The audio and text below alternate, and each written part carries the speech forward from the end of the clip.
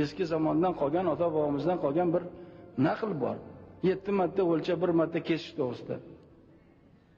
Shuni bu qirg'oqdan turib shu daryoga o'zini tashlasa agar, bu daryoni oqimi qayoqqa olib chiqadi? To'lqinlari. Xo'p, men o'zimni tashlasam mayli. Faqat oilamni taqdirini o'ylab yashasam u ham mayli. Lekin orqamda kim turibdi? Million odamlar turibdi.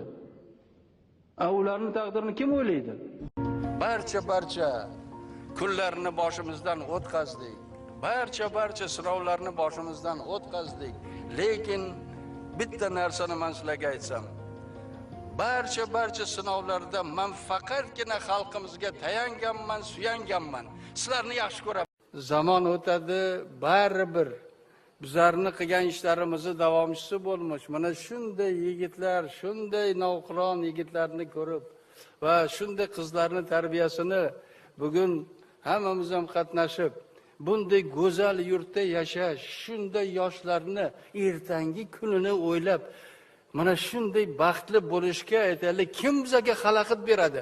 Mana shu osmon, mana shunday yorug' osmon, mana shunday yigitlar, mana shunday qizlar, mana shunday qariyalar. Bu zamonni kim bir vaqtlar havas qilgan edi? Xalqimiz havas qilgandi. Va shunday havasga kim bizlarni yetkazayapti?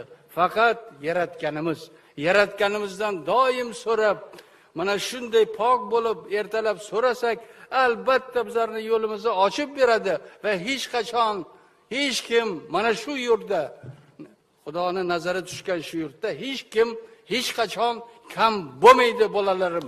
Eshitinglar shuni.